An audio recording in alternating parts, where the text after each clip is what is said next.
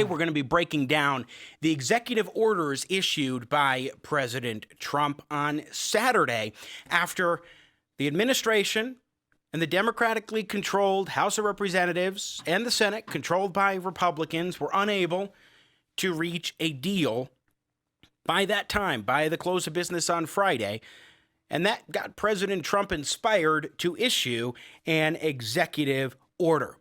In cut one, let's just start here. In cut one, this is President Trump explaining his rationale, the reasoning behind why he decided not to wait for a deal with Congress even longer, but instead to simply move forward with issuing executive orders.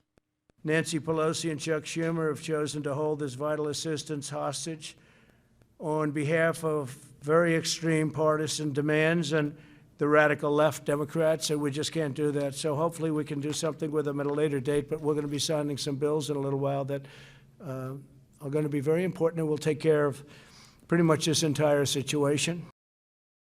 So that's President Trump on Saturday queuing up his executive orders.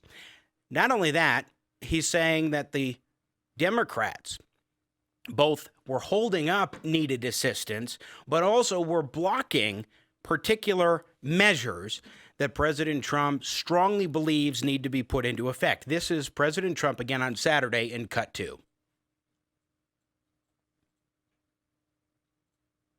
Nancy Pelosi and Chuck Schumer have chosen to hold this vital assistance hostage. In addition to demanding these extreme partisan provisions, Democrats are actively blocking the following measures: support for K-12 schools to help them safely open, additional funding for the Paycheck Protection Program to help millions of workers on the payroll. These are great programs, very successful, kept a lot of businesses open. That's why we're doing so well in reopening our country. Additional money for hospitals, testing, and vaccines, direct payments of $3,400 for a family of four. Now remember, this is what the extreme partisans, this is what we're talking about. Democrats are actively blocking the things that we want. And what we want is good for people. These are things that they're blocking. Support for K-12 schools so they can open. Think of that. Also, direct payments of the $3,400 for a family of four plus. Then funding for child care and mental health care. And you need that, especially when you have so much of a lockdown. You need that. Mental health care. Funding for broadband, airports, and agriculture. Rental assistance, and support for community banks and credit unions to help them provide $100 billion in loans to the hardest hit communities, including rural communities and farmers. They don't want anybody to get that. So that's President Trump again listing out things that Democrats, in his view, are obstructing. Yet his executive orders cover just 4 different areas. In his executive orders, President Trump covered the idea of a moratorium on evictions, which had been put in place under the CARES Act by Congress for particular circumstances. In his executive order, President Trump is asking administration officials to investigate, to consider options for prolonging this temporary moratorium on evictions. It doesn't actually say, let's go ahead and extend this moratorium unilaterally.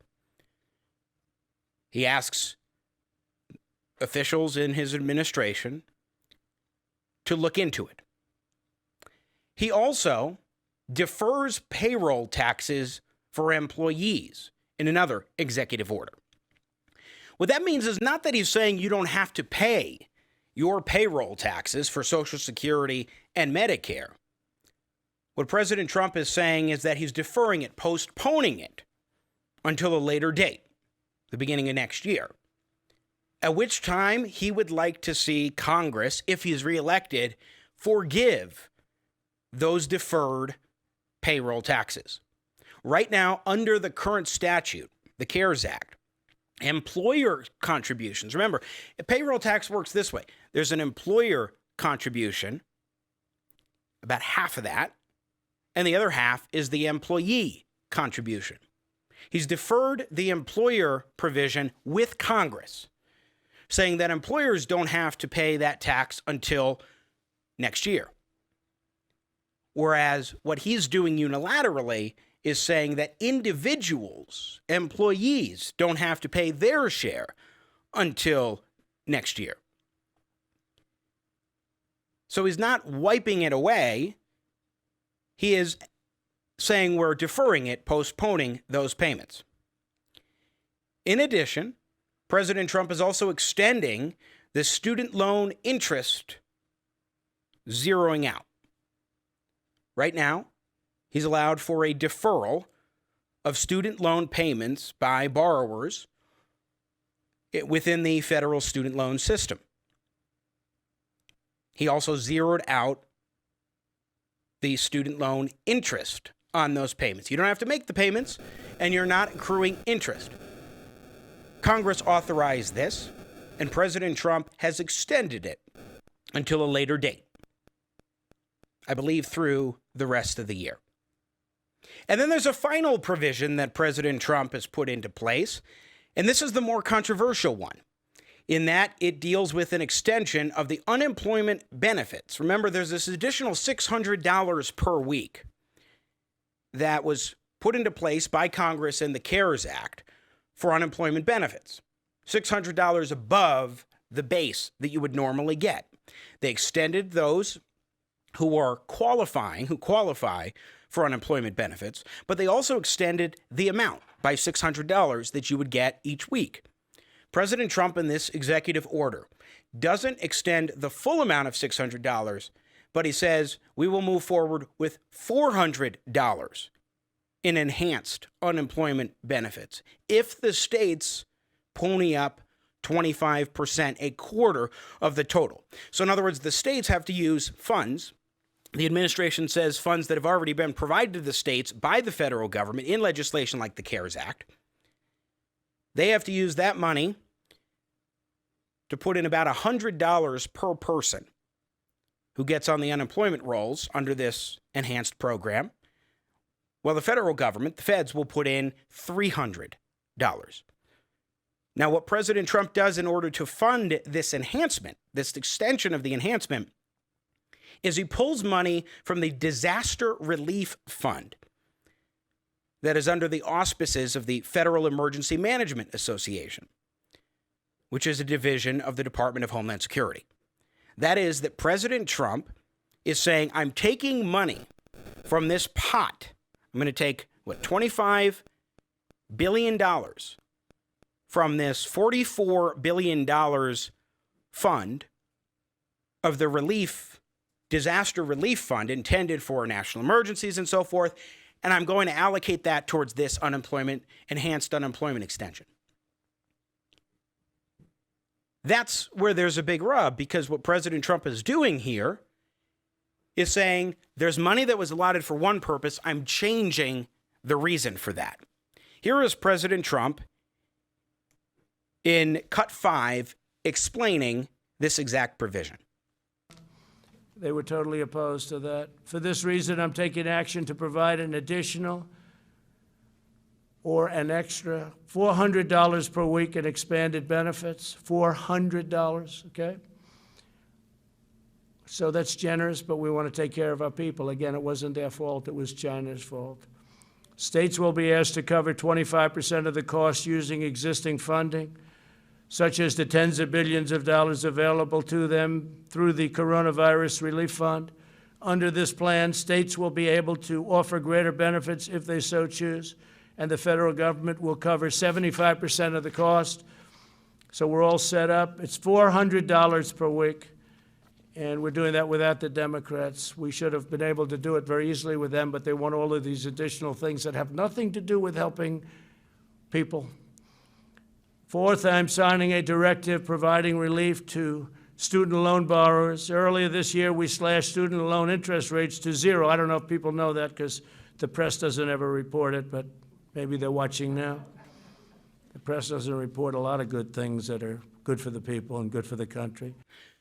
So I want to make a clarification that it's up to $44 billion from the disaster relief fund, not $25 billion. I believe there's a certain threshold of depleting the disaster relief fund down to $25 billion, at which point you have the states matching and so forth. But the bottom line is that here you have an instance where President Trump is saying, I'm deferring payroll tax payments. You don't have to pay them. For now. Eventually you will. The bill will come due. Same thing with the student loan bills.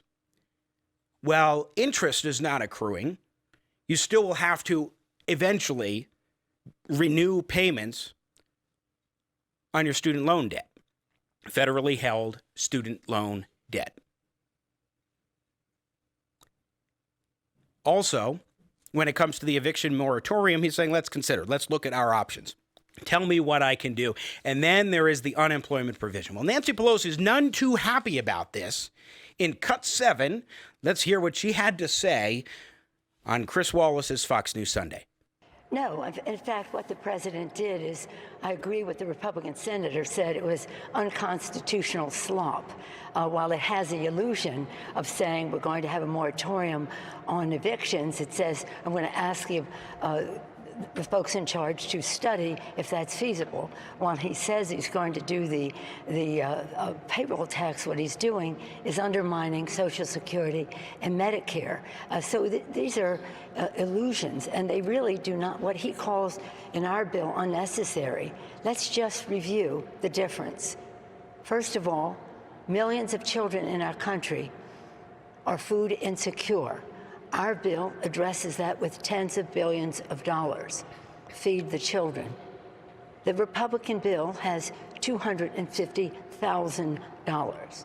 While our bill addresses those who are on the brink of eviction, we use the numbers from the Princeton Eviction Lab and the Low-Income Housing Coalition to show how many people will be evicted and what their needs are, and that could come to tens of billions of dollars.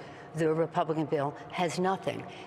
In essence, Nancy Pelosi is paying lip service to the idea that what President Trump is doing is unauthorized, unconstitutional, against the law. But she is focusing more on this doesn't go nearly far enough. It only hits a few different areas and in very limited ways. That's fundamentally her argument. But she referred to a Republican senator who called this unconstitutional slop. That would be Senator Ben Sasse of Nebraska. Pelosi was citing this statement where he said, quote, the pen and phone theory of executive lawmaking is unconstitutional slop. President Obama did not have the power to unilaterally rewrite immigration law with DACA, and President Trump does not have the power to unilaterally rewrite the payroll tax law. Under the Constitution, that power belongs to the American people acting through their members of Congress. So I've done a lot of research into this over the weekend, reviewed the executive orders. I have them in front of me, reviewed the statutes that are cited in the executive orders. And a few things are pretty clear. There are three ways that we should be looking at these executive orders from three different angles. One is the constitutional angle. And number two is the statutory angle, that is laws passed by Congress. Number three is the policy side, which we will especially focus on in the next segment with Joel Griffith of the Heritage Foundation, research fellow there. On the constitutional side, let's look at that. President Trump is not authorized under the Constitution to do what he wants to change the law, to change different provisions of the law, to institute new programs or make unilateral extensions of particular programs in the way he sees fit, such as customizing the unemployment benefits program. He doesn't have the authority to fundamentally change tax law. Absolutely. However, Congress has authorized some of these actions on the part of President Trump. Doesn't mean that he should take those actions. Let me be clear on that. Just because you can, don't mean you should. Now, President Trump is authorized under statute by Congress to defer payroll tax payments, which is already done in the CARES Act. My understanding is that there's latitude for him to defer payroll taxes. Again, doesn't mean he can cancel them out, and he's not saying he wants to. He wants to get reelected and then forgive the past due payroll taxes from employees. But he can defer it and say you don't have to pay that until X date, like the end of the year. It means the bill will come due eventually. Taxpayers will have to pay it, but you don't have to right now through your employer. Number two is the eviction moratorium provision. That's just President Trump saying, hey, we're going to consider our options if he takes steps that may or may not be authorized under existing law. But to look into it, to consider, perfectly constitutional. Number three is the provision on student loan interest. Congress authorized this. President Trump has the authority to extend that provision under the law. Now, in all three of those instances, well, let's take the two, the payroll tax deferral and what we're seeing with the student loan interest and student loan repayments, zeroing both of those out for the rest of the year. In both of those instances, Congress gave President Trump the authority. He can do it. Doesn't mean he should do it. And in my view, he should not do that unilaterally, both because it's just the president making the decision to make those extensions and also on policy grounds that we'll talk about later. When you get to the unemployment provision, that's not authorized in the Constitution. That is not allowed in statute. That is President Trump doing what President Obama did, only I think in a more exaggerated way. Barack Obama took funds to apply towards Obamacare insurance payments, widely criticized by Republicans when Obama was president. He took money from one area, one pot, and moved it to cover Obamacare costs. Not allowed under the law or the Constitution. But Democrats like Nancy Pelosi didn't say a peep. Then, now you have President Trump saying, I'm going to take $44 billion, up to $44 billion of FEMA disaster relief funds, and I'm going to apply those to a program that was entirely separate from what Congress authorized. When Congress and the CARES Act authorized the unemployment provisions, including the $600 per week, that was funded through a separate pot. Here you have President Trump not only saying I'm taking money from another area and applying it here, basically usurping Congress's power of the purse, but I'm also changing the terms of the arrangement. So you have 25% of the states, of the amount each week put in by the states, and you have 3/4 of that amount put in by the feds.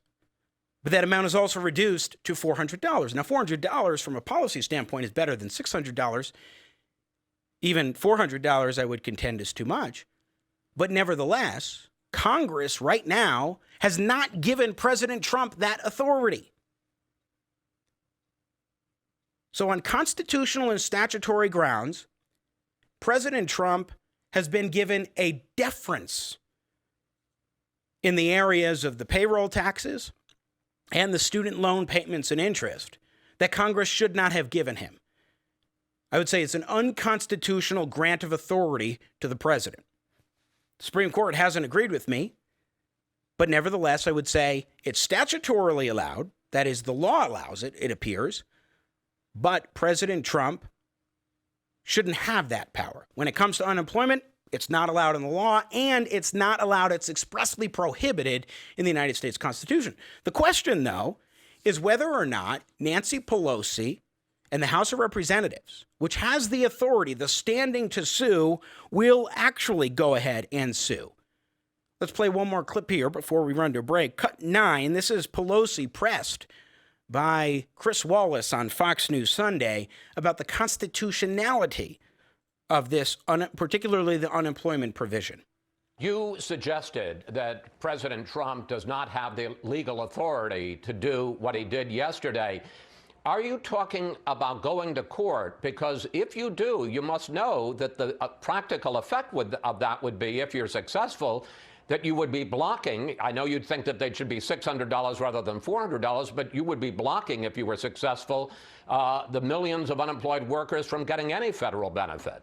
Well, two things. First of all, your last point. What the president put forth was a complicated formula which said that the states should put up 25% of the money. The states don't have the money to do that. They have expenses from the coronavirus. They have lost revenue from shelter in place and the fact that people are not being able to go out and spend money and inject demand into the economy as they would normally. But apart from that, the constitutionality of that is a different question. Right now, we need to come to agreement. We've got to meet halfway. We've got to do the best we can for the American people. The constitutionality is another question. Right now, we need to do this. She's dodging that question. I don't think that the Democrats will sue on this because I think they will work for a legislative package. They'll get back to the table. I think they'll work for a legislative package that will at least include $400 in these enhanced benefits. And the Democrats also want to have this as a precedent for the future.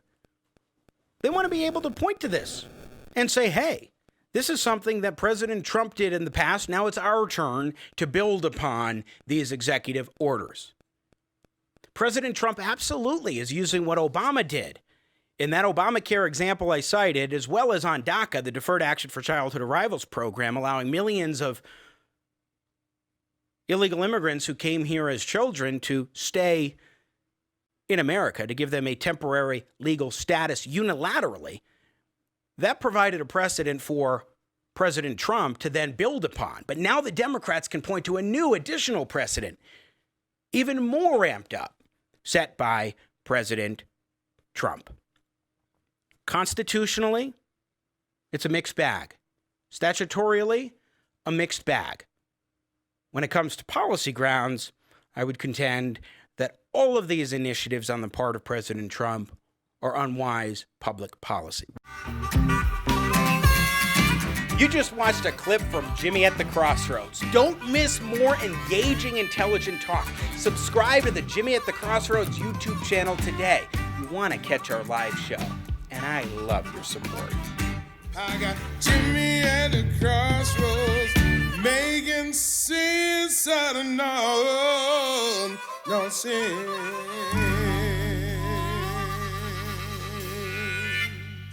Yeah.